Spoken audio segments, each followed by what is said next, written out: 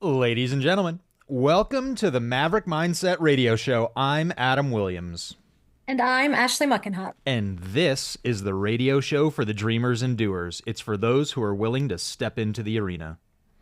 Some call us the crazy ones, the misfits, the rebels, the troublemakers. We don't accept the status quo. We leave the world better than we find it. We approach each day with an enthusiasm unknown to mankind. We maintain a rational optimism about the future. This is the Maverick Mindset Radio Show, brought to you by me, Adam Williams. How you doing? Good. You're not in the studio. I'm not, and it's very weird. Yeah, I know. You've done this. You've been in the studio without me. I've got all this extra leg room. I Yeah, can really explore the space. Are I we don't, are we going to I talk don't, about why you're not here? we should. We should. Because we mentioned this on a prior show Yes. that Yeah. was it like a week and a half or 2.5 weeks ago? How long was it? It was almost really 3 weeks ago. Okay. So, all right, I'm going to call it 2.5 because it was over the weekend.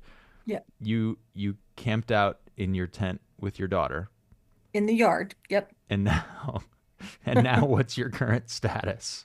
And now I'm sitting here with a neck brace on, with a couple ribs out, and I don't, some of my fingers don't work. They're numbs. So I my don't advice to people is, don't sleep on the ground in a tent after the age of 40. Yeah, I don't mean to laugh because this could be something serious, but it's hilarious. You have a neck brace on. You like I my know favorite is when we have meetings in the office and you accidentally turn your camera on and you're like, "Oh, no, no, no, no, no." You have to shut it back off. All that right. happened yesterday with Yeah. with Jack. Mhm. Jackie's Oh like, yeah. your Don't camera's worry. on. I'm like, oh my God. Everybody in the office is talking about it. Oh my We're gosh. having we're having a lot of fun at your expense. But It's here we so are, amazing. Yep. episode 20. I know. It's a milestone It and is. you're not here to celebrate. I'm really sad.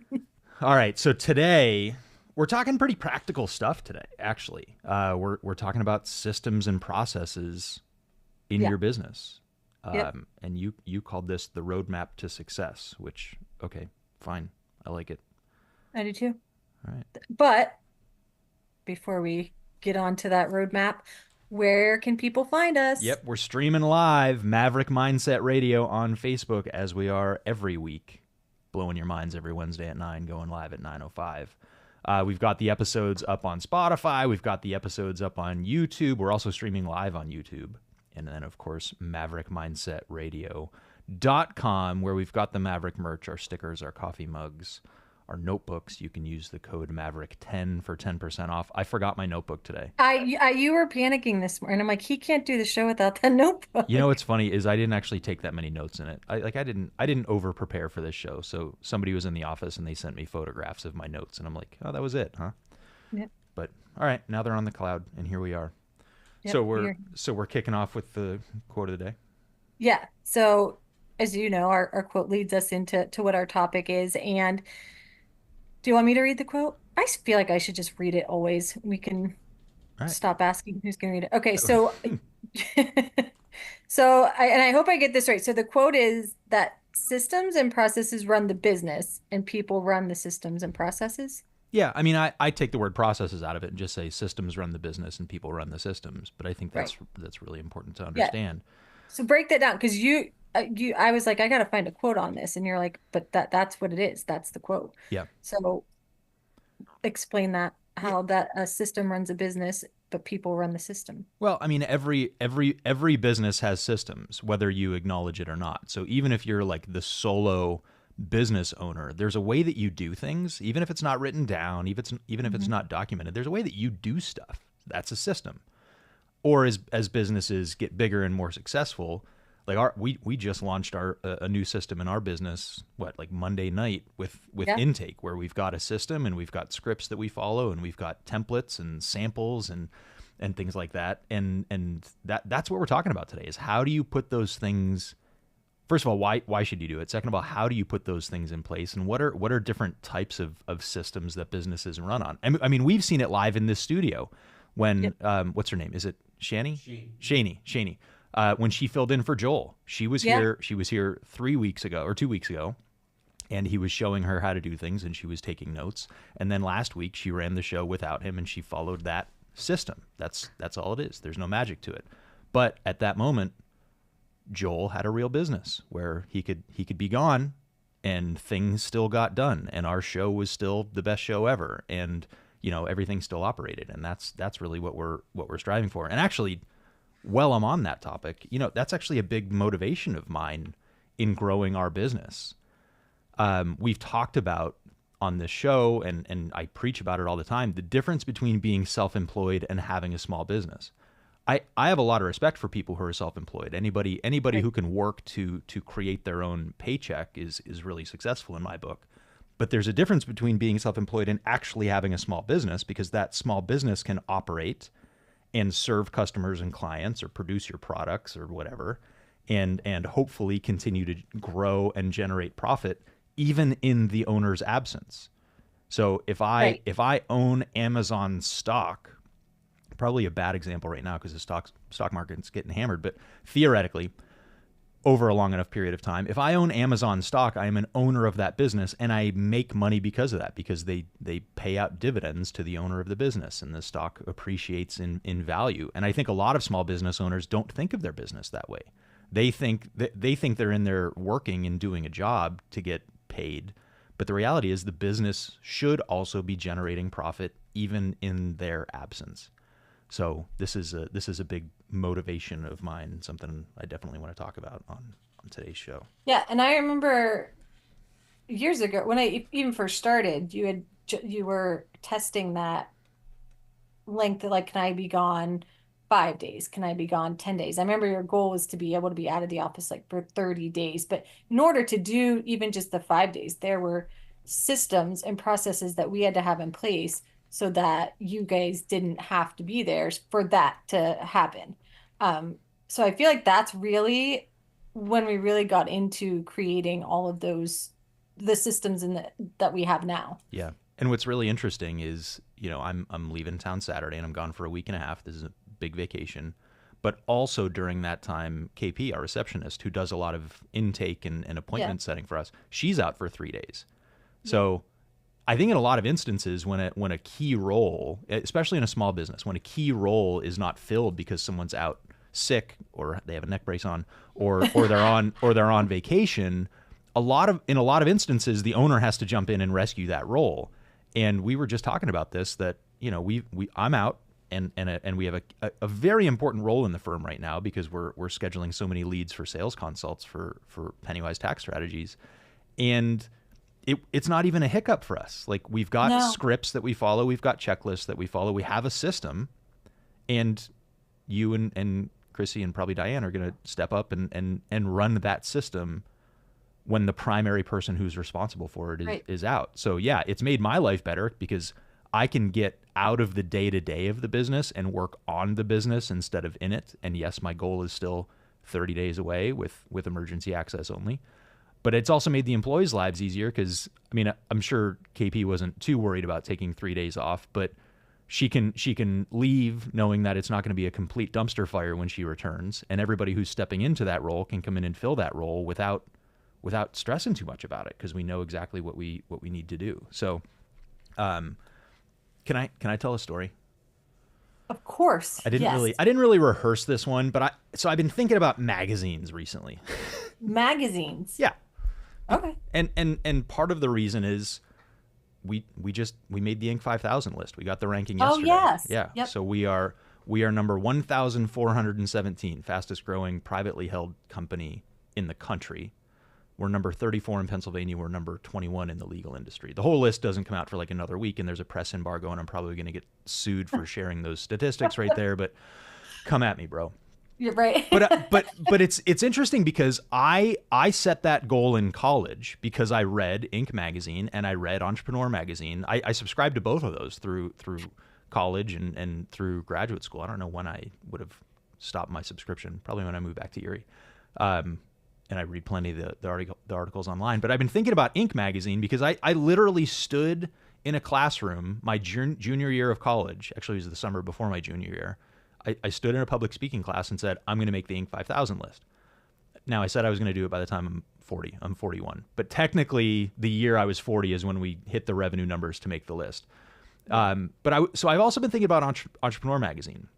And I picked one up off of newsstands recently when I was traveling somewhere. You know, you're walking through the airport and they have the little shops there. And I picked up a book or a magazine that's like the top franchises in the country, which is I'm pretty sure Entrepreneur does this at least once a year. And they have all these different industries where you can buy franchises. So of course there's the big ones, you know, like Subway and Jersey Mike's and I don't know, like some of the big name car care companies. But there's also ones that you've never heard of where they're like new or just starting out, or maybe they only have 3 or 4 franchisees. And I mean, there's every category of business there's a franchise for. There's franchises for tax preparation services. There's franchises for window cleaning. There's franchises for children's soccer camps. And when I was younger, I mean, we're talking 20 years ago, and I used to read this magazine. I didn't get it because I didn't understand why you would need to pay for a franchise where you're gonna pay money up front and you're gonna give them a royalty. You're gonna give them a share of your sales for a business that I've never heard of.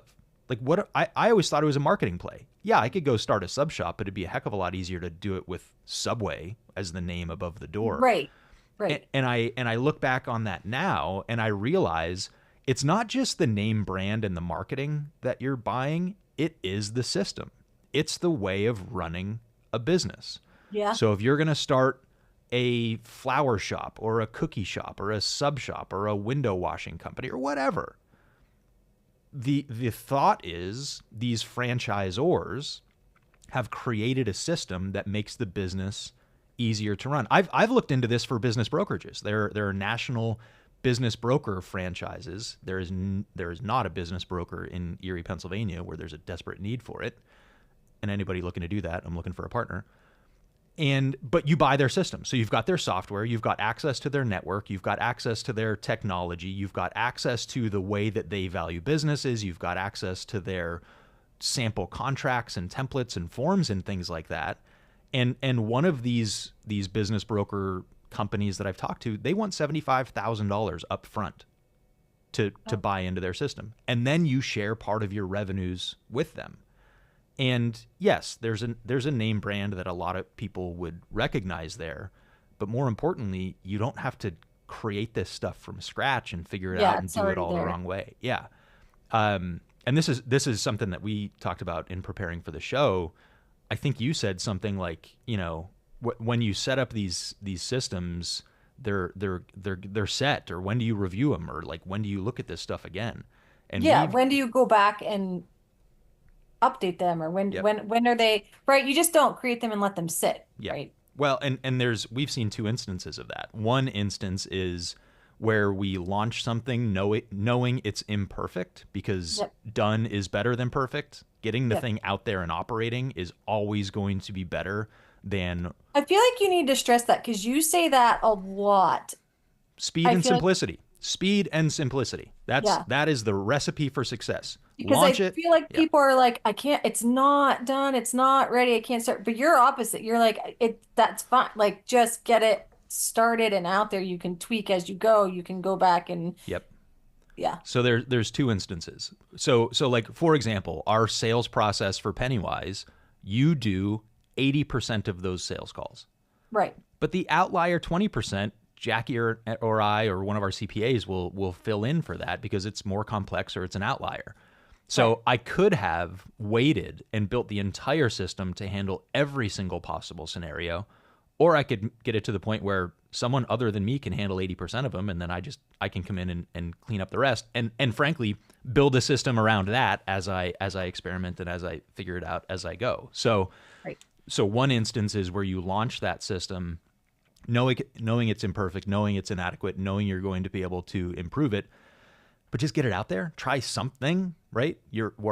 So and then go back and look at it. And, you know, sometimes we calendar this stuff. We got to look at it in 90 days, 6 months, 12 months, whatever it is, to tweak the scripts, to tweak the emails, to tweak the checklist, to update when we change software. What was nice is we knew then what worked, what didn't. We could recognize what issues were, or how we had to change something to then go back and make it exactly the way we wanted it, right? We tested it in a system that wasn't complete Yep. and wasn't great in order to find like the hiccups that we were going to have. So then as we improved it and as we got it to where we wanted, we knew exactly how we had to have it. Yes. And we spent all this time building this thing out, and we've had so many meetings, and there's so much documentation. But in 6 months, here's the other reason we got to look at it. In 6 months, it's going to be inadequate. It's not going to be able to Right. handle the volume of leads that we will have. Right. And you have to be okay with that. You have to be okay with building something that you know you're going to change in the future, because it's either going to break, or you're going to find ways to improve it, or literally your business will outgrow it. So I was thinking of a stupid analogy the other day as I was working on my old truck, my 69 Chevy pickup truck. My fuel pump went out. And like, it's an opportunity that I could go and upgrade that fuel pump, or I could just buy the replacement one, right? So the replacement mechanical fuel pump is like $20, or I could have switched it over to electronic fuel injection and gone totally overboard with this thing. But the reality is the rest of the truck wouldn't have been able to keep up with that.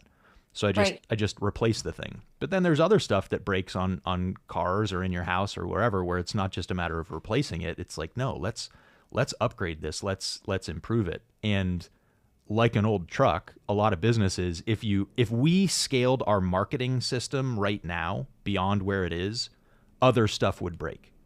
Our sales system would break, our production system would break, our financial controls would break, like so many other things would break, that it's like, all right, let's leave the marketing alone for now, and let's go work on the sales and improve that, and let's go work on the production and improve that. So the production system, meaning how we actually provide tax strategies and deliver the services to our client, is built for, we think, at least 2.5 times growth. So where we are right now, we could grow by 2.5 times, and we believe that system would still work. Well, great. Now that piece is in place, so let's go back and work on the sales and marketing and grow that stuff. Right. Okay. So let's talk about what we mean by systems. Yes. Just to make this clear to people, because I'll be honest, a lot of times when I think about this stuff, my brain breaks. Like my brain just doesn't work like this. I can really high level this and I can map it out on a whiteboard, but when it comes to actually building this stuff, I'm horrible at it. Which is really telling, because you know how many policies and systems and procedures we have in our business that I had very little to do with the actual documentation and construction of them, because I don't function like that.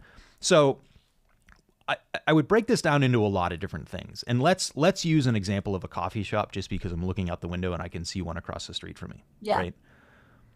We want to start with a policy.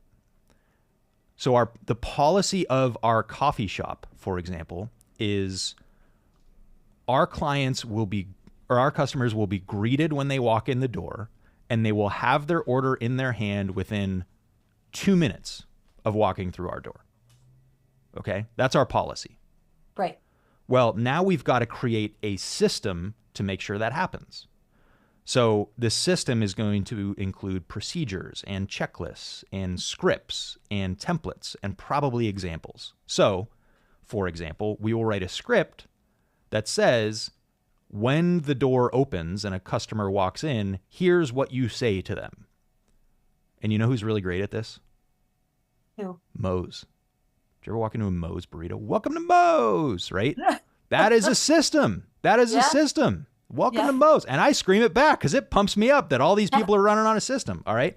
So we've got the script for how you greet a customer. All right. And then you're going to have a menu with 50 items on it. And if our goal is to get people their order in their hand in less than 2 minutes, we're not going to build this out for the entire menu because it would just take too long. We're going to take our 20 most common items: a drip coffee, a muffin, a latte, and I don't know, something else that you get at a coffee shop. Breakfast sandwich, right? Okay. Yep. And we are going to create a checklist of how you prepare each of those items in the most efficient manner possible. Yep. So you're going to start by grabbing the cup. and then you're going to, and we'll arrange the coffee shop in such a way. McDonald's is the best at this. We actually, on our show about what movies to watch, we talked about The Founder, and there's a scene in The Founder where he's out in a parking lot and he maps out, I think with chalk or tape, the size of the restaurant, and maps out the perfect location for each of the items. So like the flat top and the fryer and the counter and the cash register and stuff like that. So we're going to map that out in our coffee shop, and we're going to say, all right, first you grab a cup, whatever size. Then you're going to turn to your right and you're going to flip open the little spigot on the coffee pot. And, oh wait, I forgot to put the sleeve on. We're going to put the sleeve on. We're going to fill it with coffee. We're going to put the lid on. We're going to turn around and we're going to hand it to the customer. That took 17 seconds. Now, we're also going to have, as part of that procedure, a policy on when do we brew more coffee. So if our carafe, if our big heater of coffee gets down to, say, 20% of its capacity, it's probably time to brew another batch, right? Right. Because it's going to slow us down if the customer is standing there. When you walk in and you tell the customer, sorry, we got to brew another pot of coffee. We just blew our 2-minute deadline on that, right? Yeah. So we're gonna have a checklist on how you prepare that cup of coffee. Well, we're also going to, if we want to do this really well, keep in mind that people have different ways of learning. So we will have a written checklist, but we will also have photographs of the different size cups and the way that the sleeve is going to get arranged and the position of the lid. And we're going to have photographs of, here's the line that you look for on the coffee carafe that you know that you need to brew another pot. And then we're also probably going to record a video of someone doing this properly. Yeah. How they turn from the cash register back to the pile of cups to grab the cup, to fill it up, to put the sleeve on, to put the lid on, and turn around back to the customer. So here's an example of how this is done properly. And now we're going to tell another story. What? Do you remember that time you almost burned the office down? Yeah, I know you're going to tell us. I didn't plan this, but it just sort of works with our example. It just fell right into the previous story. Yeah, and I'm just thinking about, God, I wish I had that checklist when I almost burnt the office down. Well, and that's why we went and created it. So we had we have the fancy coffee maker now, the touch screen, brew on demand, like attached to the milk carafe, not powdered milk, like actual milk. So if anybody wants good coffee, stop by our office. That thing is a working system, the big fancy one, and there is a process on how you have to follow to make. So I mean, the simplest. But before that, we had a drip coffee machine with it held 2 or 3 carafes of coffee, and it would keep them warm. Yes. And it was all supplied by a local business, Mill Creek Coffee, shout out. And so you would have to like fill up the coffee filter, slide it into the machine, and then you would dump the water into the machine and it automatically started brewing. Well, if you never have done this before, you wouldn't realize you need another carafe under where it brews, because as you're pouring the water in, the coffee starts coming out. So what did we do? You held my phone and you hit record, and I walked through how to brew a pot of coffee without burning down the office.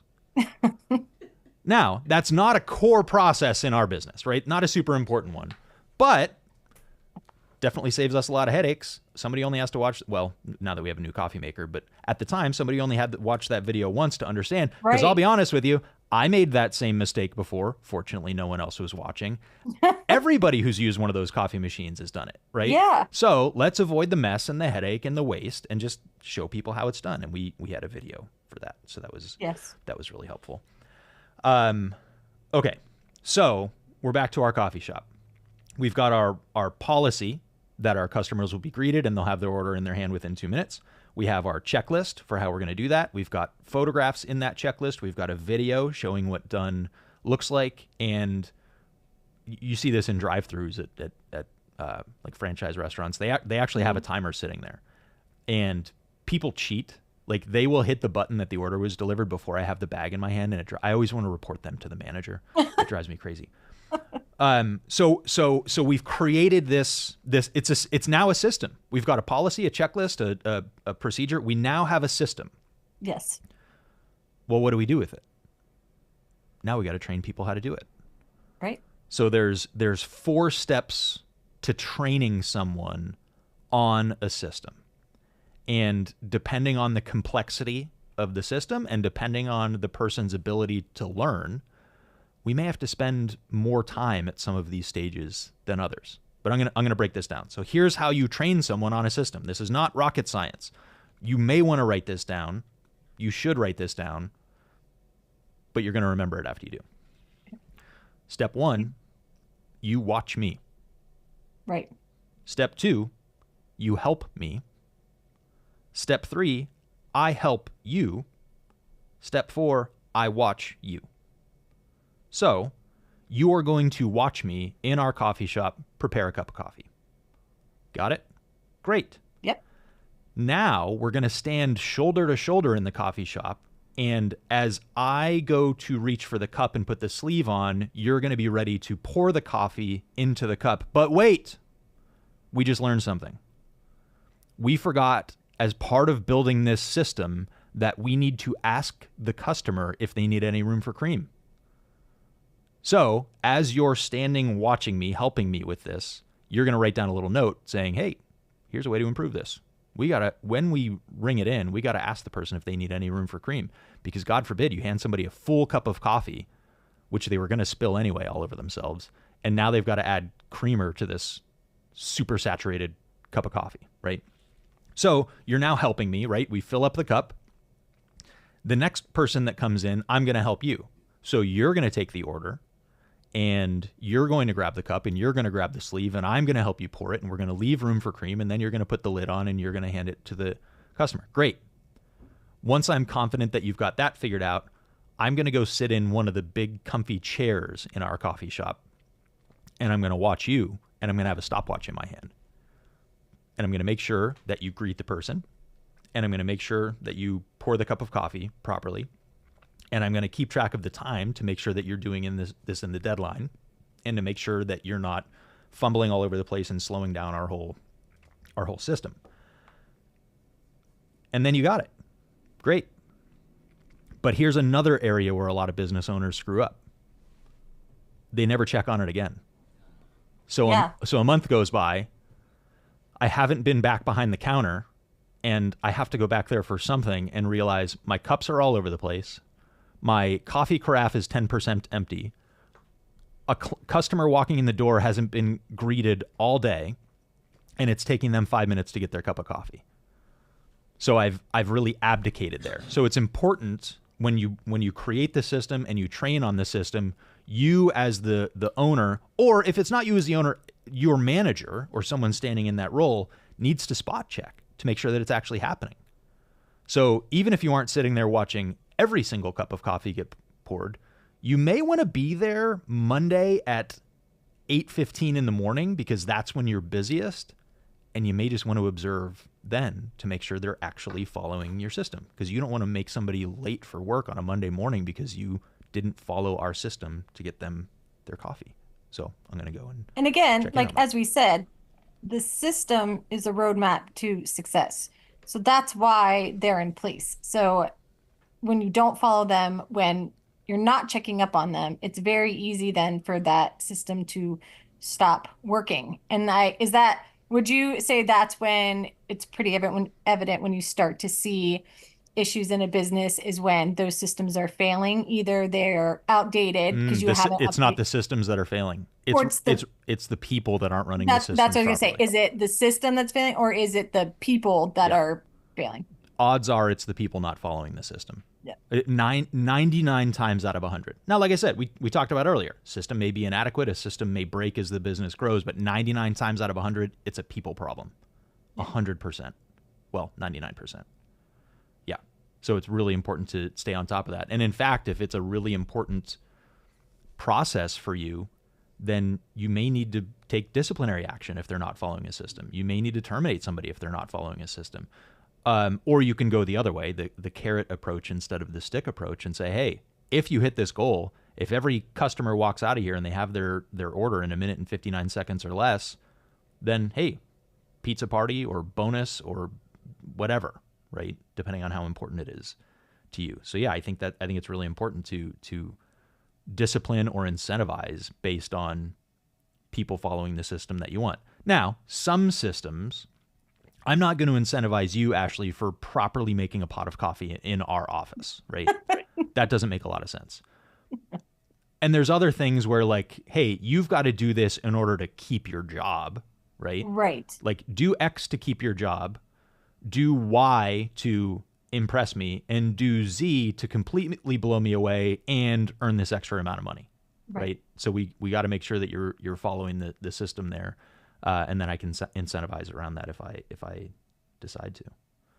Well, and there can be parts of the system too that you're, again, as you're working through it and you're doing it, like you were saying, you realize that, okay, I'm doing this part of the system, but it needs to improve to make or it needs to be done differently. And we did this with, we have our system for sales, and then we have the process that we handle the different steps within that system, right? And I remember I'd come to you and I'm like, I'm following this. After I do this, then I'm sending this follow up, and I'm doing the process and doing the steps. Like, what am I doing? It's not working. But you're like, well, okay, you're doing, and it was with the follow ups. Yes, you're doing that part of the process, but how are you doing it? What do you need to That was a good example. Yeah. So you were, and I'll give the example. We would send an engagement agreement to somebody. Yeah.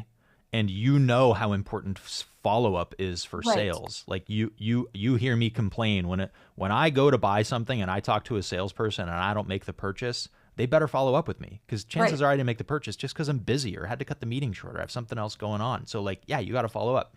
So you hear me complain about this all the time, and you know how important it is for us. Yes. So I told you, hey, follow-up is super important. You're going to have to contact somebody 21 times before they agree to sign on with us in some cases. And what were you doing? You would follow up with them. Right. And you would say, did you sign the engagement agreement yet? Did you sign the engagement agreement yet? Did you get the engagement agreement? Did you sign the engagement agreement? That was your follow-up. Yeah. So technically, you did it right because that was what I said. But where you were missing an opportunity was personalize it a little bit. If the person said, for example, hey, I'm going on vacation and I'll be back on August 20th and I'll make my decision after that, well, you better on August 21st check in with them and first start out by saying, how was your vacation? How was the trip? I want to hear more about it. Or you're going to your kid's soccer game this weekend. How did little Jimmy do, right? I had one where we talked to a client who signed on with us last week, and he had a business name that didn't make a lot of sense to me until like 9 o'clock that night when it clicked. And it was like, oh my gosh, this guy's an engineer. And he gave it, I don't even remember the name of the business, but it was like, it was the formula for momentum. So it was like mass times velocity. That might have been the name of the business. Yeah. Shout out to Andy on that one. So I'm like, mass X velocity was the name of his business. I'm like, man, that's really confusing. Until I like sat down on my couch and went, oh my God, that means momentum. And I emailed the guy right then. Like, that's such a creative name. It was really cool, right? But that personalized follow-up is so important. So yeah, I gave you a system. I told you what to do, but I wasn't very specific with it. That's an instance where we're not going to wait 60 days to fix that. We're just going to fix it right now. And what we did then is, in the midst of doing that, developed another checklist of those things in the midst of that call and one of those was, find out something personal or listen for something personal in order for the follow-up. So out of that, we had the system, we had this process, and out of realizing that something more needed to be done, we added another checklist to the How about the people, the dentist that I talked to in California that were opening a new location? You weren't on that call, but you were on the follow-up emails. Yeah. And I said in the email, like, they're opening a new location. Literally, they ended our call and said, we're stopping at the new building now because it opens soon and we gotta do this walkthrough. So in my email follow-up said, hey, when you do the ribbon cutting, I hope you guys chew through the ribbon to show how strong your teeth are, right? Yeah.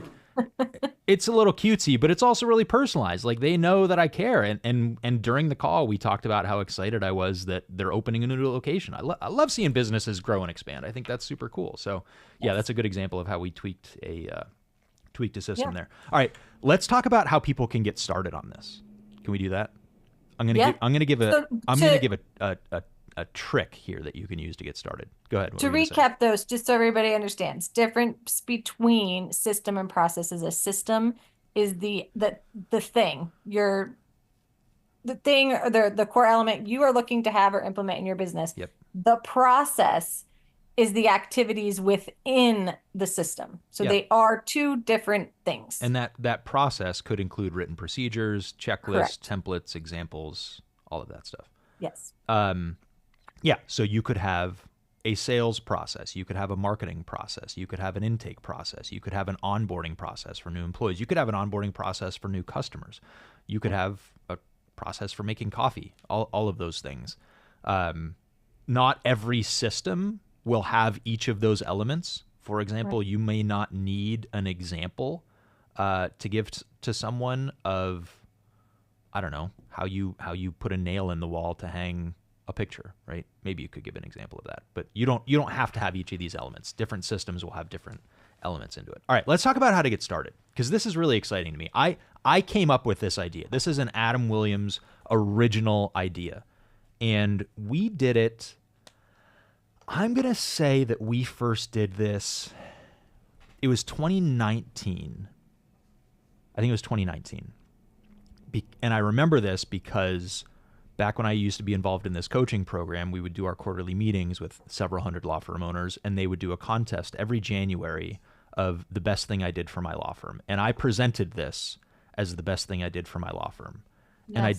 I did not win the contest, which was probably for political reasons. But I believe that the lesson that I taught on this was the most valuable lesson of that entire contest, even though I didn't win, because people are still talking about it. Yeah. So let's talk about how you can roll this out in your business. And this is really good if you have more than 2 employees. It's the checklist challenge. Yes. So what we did at the time, and let's say we had, I don't know, maybe 10 employees, we were in the fourth quarter. I said our holiday party is whatever, December or whatever. And we're going to do a checklist challenge. I want you to take one thing that you've done in this business that you think you will need to do again or someone else may need to do again, and I want you to create a checklist on how you do it.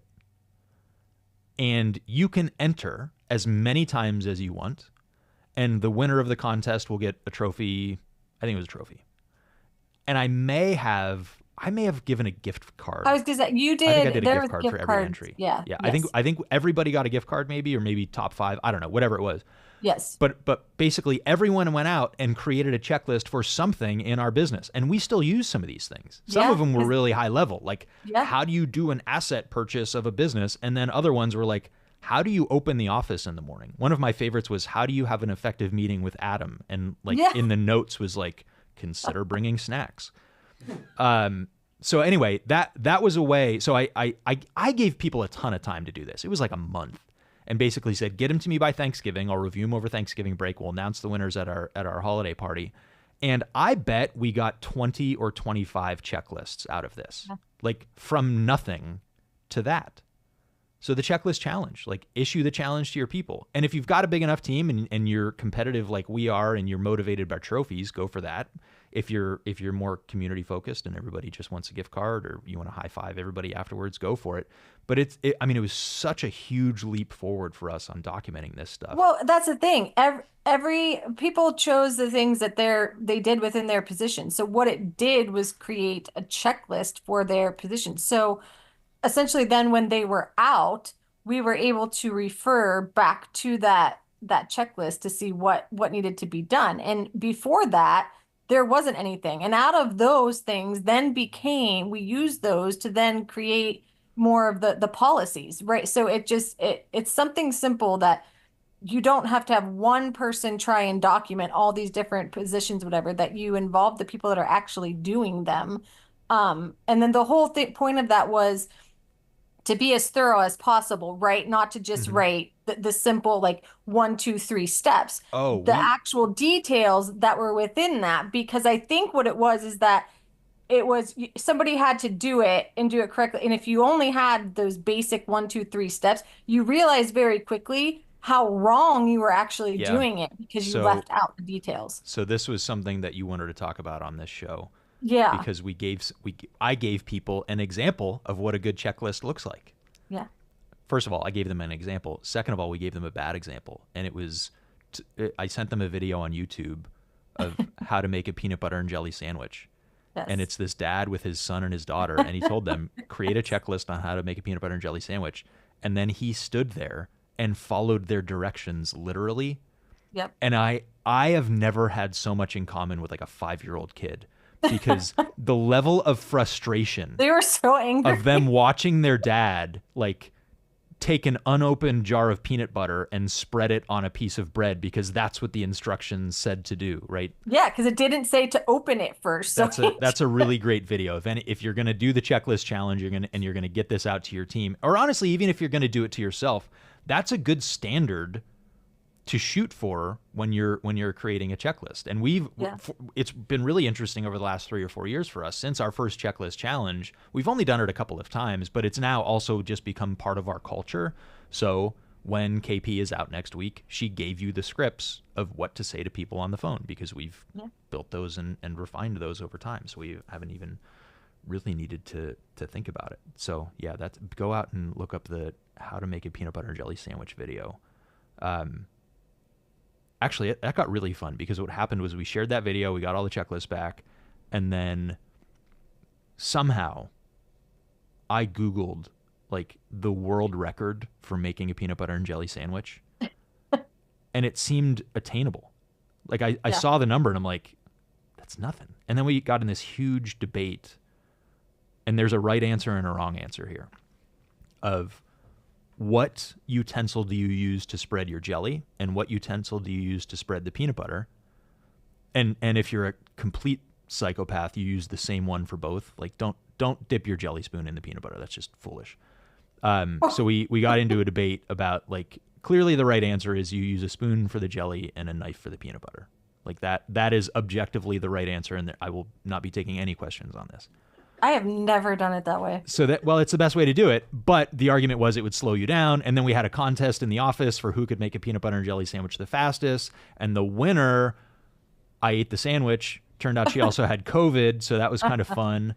But you know what else? All right, now we're so far off topic. You know what else I just learned about peanut butter and jelly sandwiches? What? I there's another guy that I follow his name is Randy Gage, and he's a big speaker on like abundance and prosperity and profit. And he was silent on social media for a while, and he started posting more. And he posted the other day. I don't even, it was the way that he phrased it was really interesting. But you know what he does? Which again, like strong opinion on peanut butter and jelly. He presents it as a fact. Put peanut butter on both slices of bread and then jelly in the middle. Total game changer. Total game changer. I never thought. So how do you do your, because I'm a peanut butter on one and then the jelly on top of the peanut butter and nothing on the other piece. No, that's insane. I also use the same knife. Oh so- my God. I'm so glad you're not in the studio today. I feel like I'm like dry heaving. I want to throw up. That is the wrongest way to make a peanut butter jelly sandwich. Actually, it's not, because go watch the video on YouTube, how to make a peanut butter jelly sandwich, the dad and his 2 kids. You don't need to watch the whole thing because it's a pretty long video, but it's really, really funny. All right, let's talk about another system. Okay. Because this is one that's near and dear to my heart, and we've got a webinar tomorrow where we're talking about this. So back in 2022, I hired a time management and productivity consultant or coach, right? And there's people out there who believe that time management really isn't a thing, and we can save that debate for later. The reality is people are at least familiar with the concept, so we can talk about it. But they argue you can't manage time. You can only manage your focus and efforts, whatever. Time management and productivity.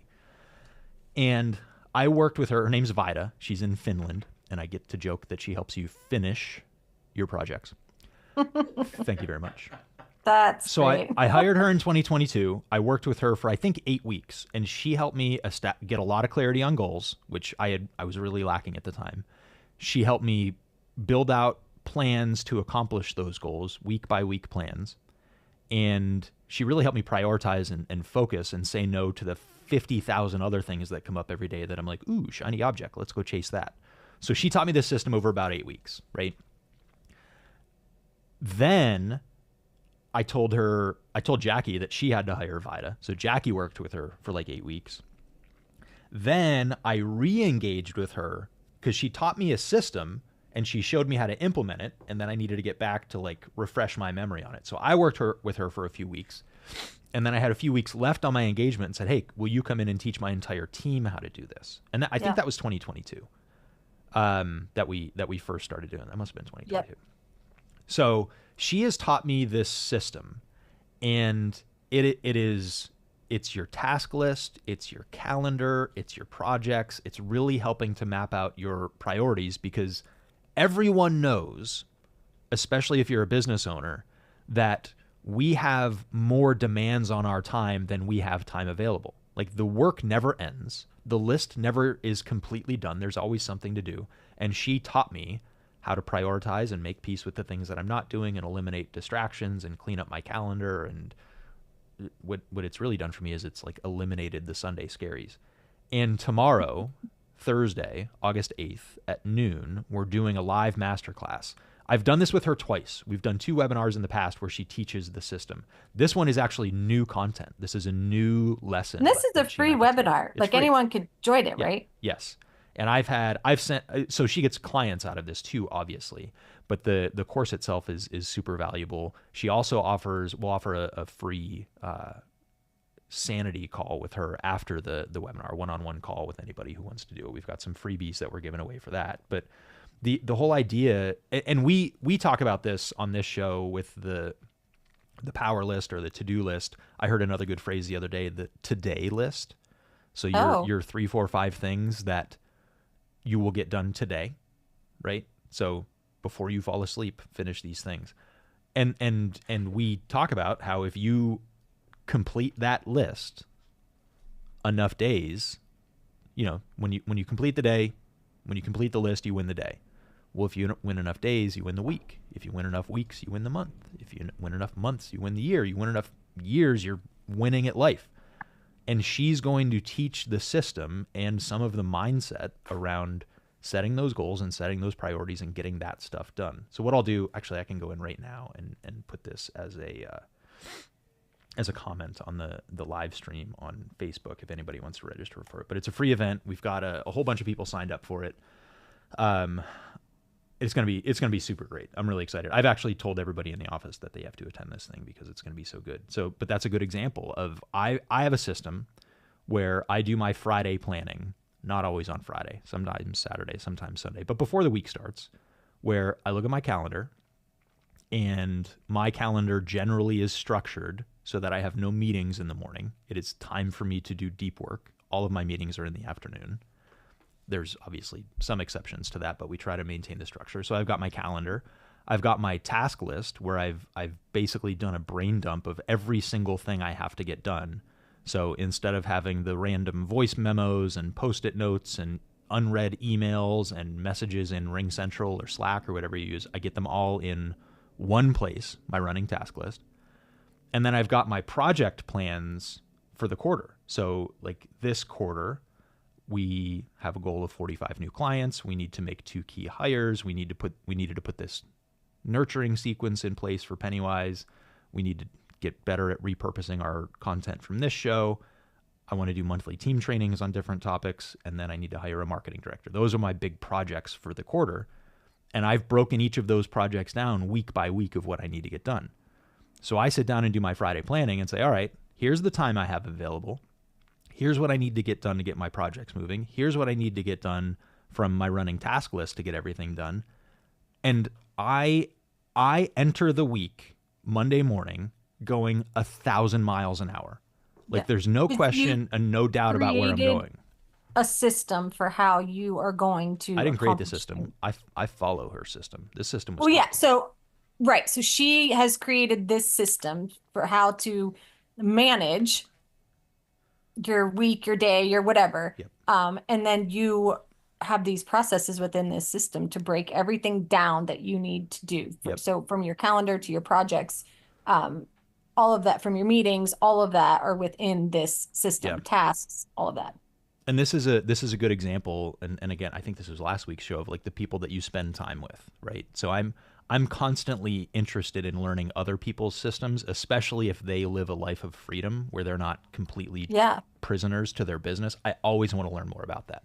Yeah. So even yesterday, Jackie and I were meeting with our coach, because we do coaching for others, but of course we get coaching from people that are levels above us.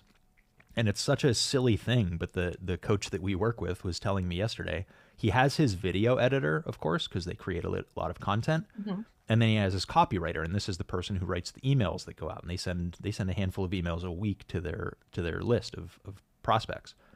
Well, he was like an offhanded comment where he said, yeah, the person who writes our emails also writes our social media captions. And it was like, duh.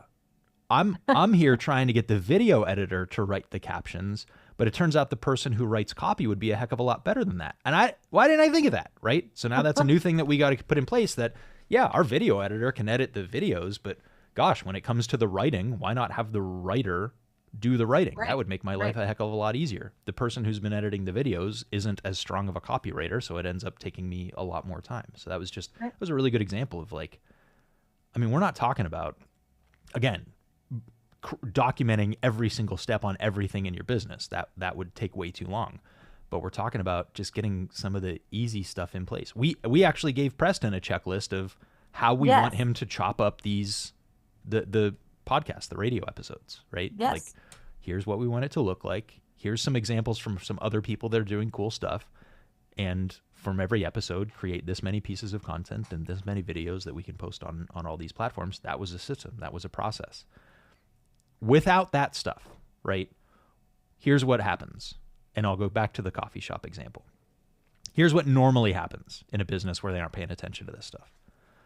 The owner of the coffee shop may be, back of house where all the stuff is stored. They may be standing at the counter. They may be standing in the middle of the coffee shop engaging with one of their customers. And they stand there and watch as a customer walks in and the customer doesn't get greeted. And they stand there and watch as they order a cup of coffee and the employee says, sorry, we're out of coffee, gotta brew another batch. It'll be 7 minutes. And the person says, I have to be at work in 4 minutes. Yeah, and they walk out I'm the not door. waiting for that. And, Absolutely. and the owner of the coffee shop picks up the nearest cup of coffee and smashes it into a wall.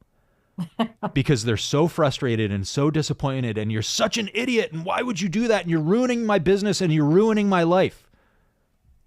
But you failed as a business owner because you're expecting your employees to read your mind.